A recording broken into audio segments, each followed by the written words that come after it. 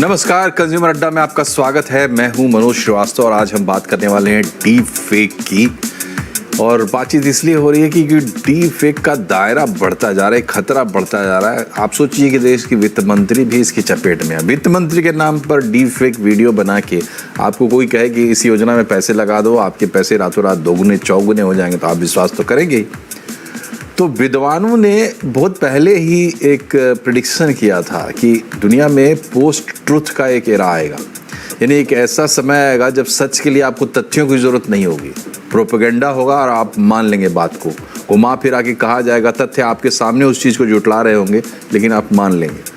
तो एक तरीके से लगता है कि उस एरा में तो हम है ही हैं, लेकिन अब डीप फेक अगर उसमें जुड़ जाएगा तो जो तथ्यों की कमी वहाँ पे रह जाती है, क्योंकि बिना तथ्यों के प्रोपेगेंडा करना पड़ता है घुमा फिरा के, तो वो तथ्य भी वो बना के लगा देंगे। तो ये तो बहुत ही खतरनाक बात है और नतीजा ये है कि आपको जीवन के किसी भी हिस्से में डीप फेक तबाह बर्बाद कर सकता है, क्योंकि ये सक्षम है वो चीज़ें आपके सामने प्रस्तुत करने में जो कि है ही नहीं, सामान्य तौर पर अनबिलीवेबल है, आप विश्वास नहीं करेंगे। यानी कि प्रोपेगेंडा के बावजूद जो चीज़ें हम आपके सामने नहीं रख सकते, साबित नहीं कर सकते, जो काम हम आपसे नहीं करवा सकते, डीप फेक की मदद से वो काम हम आपसे करवा लेंगे।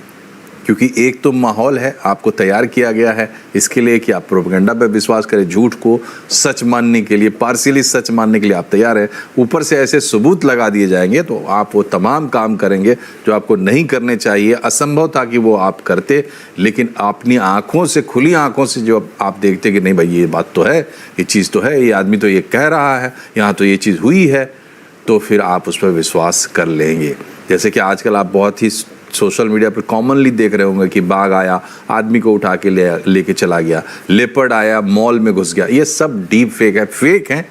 तो फेक और डीप फेक में भी अंतर होता है, उस पर भी हम बातचीत करेंगे। यही सब समझने के लिए आज हमने कुछ एक्सपर्ट्स को बुलाया है, उनसे आपका परिचय कराते हैं, क्योंकि ये सारा काम जो है अब एआई की मदद से हो रहा है ज़्यादातर। तो एआई के एक्सपर्ट और साइबर एक्सपर्ट राहुल डोगरा हमारे साथ है, एआई एक्सपर्ट है हर्ष मैकवान भी हमारे साथ है, और सुप्रीम कोर्ट के एक वकील, साइबर लॉ के एक्सपर्ट दिनेश जोतवानी साहब को भी हमने बुलाया है, ताकि थोड़ा इस पे कानूनी पहलू से भी इस पर गौर किया जाए। बात जब देश के वित्त मंत्री तक पहुंचते हैं, प्रधानमंत्री के भी डीप फेक वीडियोज आते हैं जिसमें वो ऐसी बातें कह रहे होते हैं जो उन्होंने कही नहीं, तो कोई बच्चा नहीं इससे।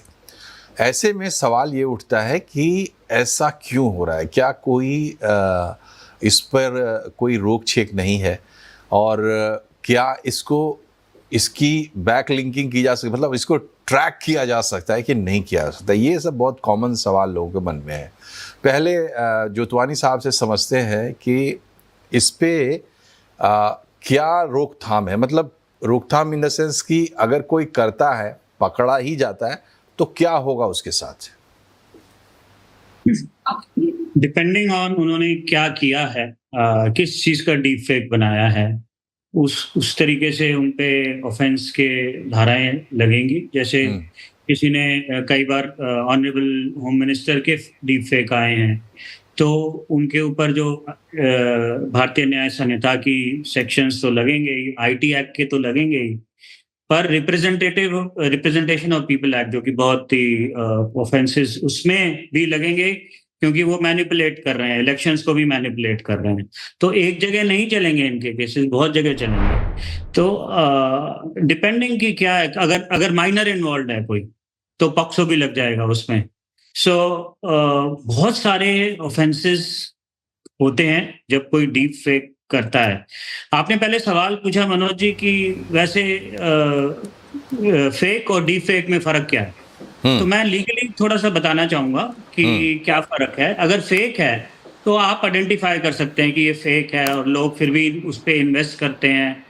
तो जिसने क्रिएट किया है ना, तो वो कहेगा कि मैंने तो एज अ कार्टून बनाया, या मैंने एज अ फेक किया था, सबको पता है ये फेक है।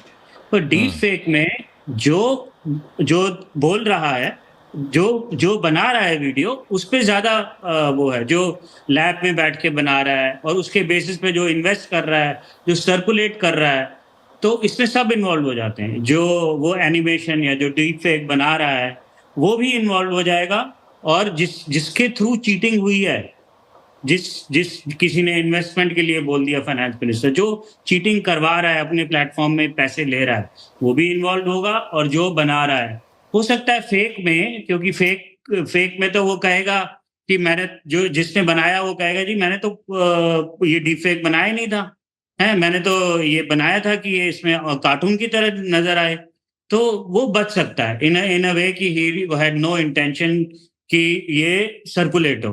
पर डीप फेक में तो वो पक्का ही इन्वॉल्व है, उसने ऑनरेबल फाइनेंस मिनिस्टर का, ऑनरेबल होम मिनिस्टर का, ऑपोजिशन लीडर्स के डीप फेक बन जाते हैं कि उन सब ने क्या क्या बोला, ऑनरेबल प्राइम मिनिस्टर का। तो जिसने कंटेंट को क्रिएट किया है तो उनके ऊपर इंफॉर्मेशन टेक्नोलॉजी एक्ट, डिफेमेशन, अब वो आपको पता ही है, डेटा प्रोटेक्शन रूल्स आए हैं पिछले हफ्ते, एक्ट तो पहले आ गया था, अब रूल्स भी आ गए हैं। और एक बात और, इसमें प्लेटफॉर्म्स भी इन्वॉल्व होंगे, जैसे कि यूट्यूब हो गया जहाँ पे ये पब्लिश हुआ है, इंस्टाग्राम हो गया, ये सारी जगह इन पे भी एक्शन लिया जा सकता है, उनके यूआरएल भी हम टेक डाउन करा सकते हैं, और ये इंटरनेशनली करा सकते हैं, क्योंकि साइबर फ्रॉड्स हैं, there is a convention also. India में अगर डीप फेक कोई चल रहा है तो बेशक इंस्टाग्राम बाहर, मेटा बाहर की कंपनी है, फेसबुक बाहर की कंपनी है, we can take down those URLs immediately. अगर वो नहीं करेंगे then it can be hauled up in a crime also. But normally हमने देखा है वो they take down the provision. So platform is also in that.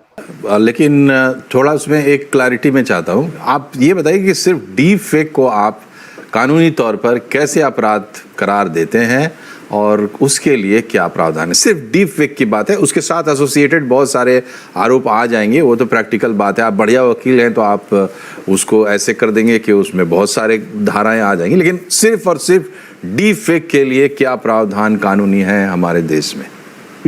देखिए, अगर सिंपल डीप फेक है, आपने देखा ही है, अभी पर्सनालिटी राइट्स का भी चल रहा था, ऐश्वर्या राय जी का केस चल रहा था दिल्ली हाई कोर्ट में। तो जो मैं अभी क्रिमिनल प्रोविजंस की बात करता हूँ, सिविल बाद में बताता हूँ आपको। जो बेसिक है, जो भारतीय न्याय संहिता में जो चीटिंग वाला प्रोविजन है कि आपने चीटिंग, ब्रीच ऑफ ट्रस्ट, वो तो लगेगा ही लगेगा, जो बेस ऑफेंस है।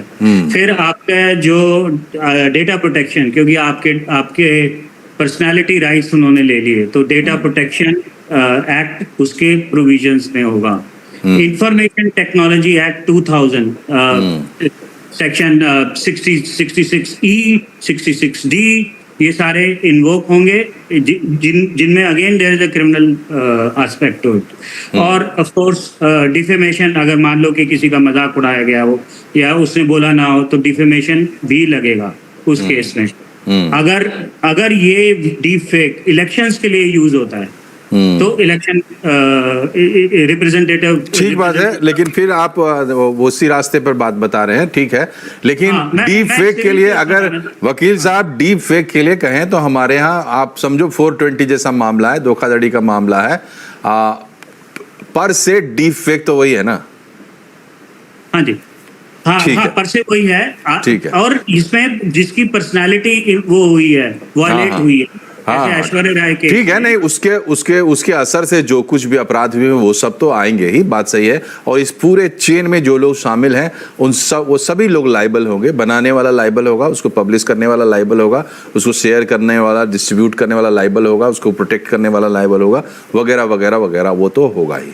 लेकिन ये सब कुछ तब होगा जब आप इस पीछे जा पाएंगे, ट्रेस कर पाएंगे। अवेयरनेस को इस लेवल तक बढ़ाना चाहते हैं जोतवानी साहब कि हम नाक में दम कर देना चाहते हैं एजेंसीज के, सरकार, क्योंकि हमारी नाक में दम हो रहा है ना, साइबर फ्रॉड, ये फ्रॉड, वो फ्रॉड, डीप फेक, तो यूज से ज़्यादा मिसयूज हो रहा है। आप हमें रास्ता बताइए कैसे करें, कैसे कौन सा प्लेटफॉर्म अपनाएं, कहाँ शिकायत करें, क्या करें ताकि एक माहौल बने और इसको हम पीछे धकेल पाए, वकील साहब? देखिए, मैं कहूँगा अभी जो रिसेंटली केस हुए हैं, जिससे पर्सनालिटी राइट केसेस कहते हैं, ऐश्वर्या राय जी ने किया, रश्मिका ने किया, कैटरीना कैफ ने किया, उन्होंने क्या किया, दिल्ली हाई कोर्ट गए, Delhi high court, honourable Delhi high court and honourable Delhi high court जजेस, वो इन आईपी केसेस में काफ़ी प्रोएक्टिव हैं। कहीं भी जा सकते हैं आप, ऑल ओवर इंडिया, आपका चेन्नई में कुछ हुआ तो आप जा सकते हैं, पर बहुत सारी रूलिंग्स हैं और एक रूलिंग इसमें इम्पॉर्टेंट है जो सारे पर्सनालिटी राइट इन्वोक करते हैं, जिनको हम जॉन डियो हियरिंग्स कहते हैं। यूएस में जॉन डियो कहते हैं, इंडिया में अशोक कुमार हियरिंग्स कहते हैं। उस हियरिंग का क्या है, आप कोर्ट जाइए और कहिए कि मेरी पर्सनालिटी राइट वायलेट हो रही है, ये प्लेटफॉर्म कर रहे हैं और ये लोग कर रहे हैं, and others and Ashok Kumar लिख दीजिए उसमें। तो अशोक कुमार का ये मतलब है कि कोई भी आगे फ्यूचर में करेगा, आपको दोबारा बार बार कोर्ट जाने की जरूरत नहीं है, आपको बार बार इंस्टाग्राम के अगेंस्ट केस करना या मेटा के अगेंस्ट केस करने की जरूरत नहीं है। You get a John Doe order या अशोक कुमार ऑर्डर जिसे कहते हैं इंडिया में, आप अशोक कुमार ऑर्डर को लेके आइए और कहिए कि फ्यूचर में भी आगे कोई वायलेट कर रहा है, कोई इंडिविजुअल कर रहा है, और इसमें व्हाट्सएप को भी डायरेक्शन होती है, इसमें फेसबुक को भी होती है, यूट्यूब को भी होती है, एक्स को भी होती है जो एक्स प्लेटफॉर्म है, इन सबको पार्टी बना के आप कहिए मेरे पर्सनालिटी राइट्स वायलेट हो रहे हैं। और जब भी आपको डिटेक्ट होता है आप बस उनको डायरेक्टली लिखेंगे, अगर वो नहीं करते तो कंटेम्प्ट ऑफ कोर्ट हो जाएगा।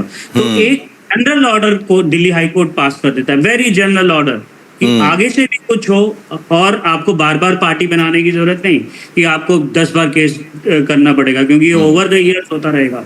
तो कोर्ट्स इसको आइडेंटिफाई करते हैं, रिस्पेक्ट करते हैं इनकी पर्सनालिटी राइट, और कहते हैं कि कल को भी कोई फ्यूचर किया तो आपको जॉन डियो ऑर्डर के हिसाब से आपको इंजंक्शन मिल जाएगी, यानी स्टे मिल जाएगा। और इसमें सारे प्लेटफॉर्म्स इन्वॉल्व हैं, इसमें सारे जैसे बताया कि आईपी एड्रेस आप ट्रेस कर सकते हैं, आप मैक आईडी जिस डिवाइस ने क्रिएट किया है, it is called a MAC ID, आप मैक आईडी मंगवा सकते हैं कहाँ से है। और जैसे आपका पुराना सवाल था कि आप रिवर्स कर सकते हैं, तो आई वुड एडवाइज कि आप जहाँ हैं go for these John Doe orders, और आप आगे अपनी पर्सनालिटी राइट को। चलिए, तो हमारा पर्पस पूरा हुआ, कम से कम एक शुरुआत हमने की, एक कोई तो रास्ता मिला, अच्छी बातें हुई। इन चीज़ों को ध्यान में रखना है, और तस्वीर तो सिटीजन्स ही बदल सकते हैं। अब देखिए, बिजनेस के रास्ते टेक्नोलॉजी आ रही है, वेस्ट से आ रही है ज़्यादातर इस तरीके की। तो भाई टेक्नोलॉजी आ रही है, हमारे लाइफ में इंटरवीन कर रही है, लेकिन सेफ्टी एंड प्रिकॉशंस वो तो देंगे नहीं, वो तो हमें ही बनानी होगी, और उसको बनाने के लिए आवाज़ उठानी होगी, तभी सुधार होगा। एक एग्जांपल देते हैं कि जैसे जापान में बोलते हैं कि साफ़ सफाई बहुत ज़्यादा है, तो उसकी वजह है, जापान में अगर आप साफ़ सफाई नहीं रखते तो सामने वाला अपने उसको अपना अपमान मानता है, एक कल्चर का हिस्सा है, भैया साफ़ सफाई रखनी है। मतलब कोई आए तो आप नमस्ते अगर नहीं करते तो माना जाता है कि आपने सम्मान नहीं किया, तो कोई आए अगर उसको गंदगी मिले तो असम्मान माना जाता है। इस तरीके से कल्चर में लानी होगी ये बात कि भाई टेक्नोलॉजी तो इसका साफ़ सुथरा इस्तेमाल होगा, गलत इस्तेमाल हम बर्दाश्त नहीं करेंगे, और अगर गलत इस्तेमाल होगा तो हम दबाव बनाएंगे। ये संकल्प लीजिए और आगे बढ़िए। आप तीनों का बहुत बहुत शुक्रिया हमसे जुड़ने के लिए, बड़े अच्छे विचार आप लोगों ने रखे हमारे साथ। कार्यक्रम में फिलहाल इतना ही, नमस्कार।